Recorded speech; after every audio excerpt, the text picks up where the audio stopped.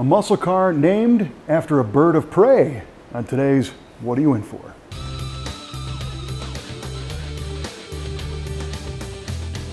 This cool little 64 Ford Falcon came to the V8 Speed and Resto shop in need of some upgrades.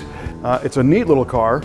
It is a convertible, originally born with a 6-cylinder engine that an owner and his buddy have converted to a 289 at some point. This is a Futura model, which is pretty cool. Good looking trim on the back. And the mission for this one at this stage of the game is to make it drive and handle better. So you can see that, maybe you can't, but this is a manual steering car. And these cars had a suspension system that was primarily consisting of some control arms and reaction rods underneath. Well, we are going to be changing all that with some great upgrades from Global West. They do a coil-over suspension conversion, tubular control arms, coil-over shocks made by QA1, and another one of the big improvements we're going to make on this car is an upgraded steering box, a power conversion, but it's also an integral steering gearbox made by Borgeson.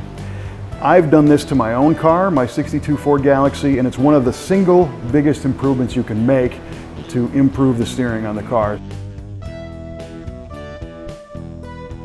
Out back, our Falcon is running an 8-inch rear end. We think it came from the same Granada that gave up its spindles for the front brakes. But plans are to swap this out for a RideTech 4-link and a Ford 9-inch rear end, because there are also plans to add some more power to this car. Owner's thinking about a 347 stroker, so we will see what's up with that. But in the meantime, we're definitely going to show you a video of the effects of the Global West QA1 Borgeson front suspension upgrades. If you've got a cool old car like this that needs some help in the performance department, you can find us at v8speedshop.com. And while you're there, check out the build photo gallery of our Falcon. It's right there on the website as well. See you next time, and that is what this is in for.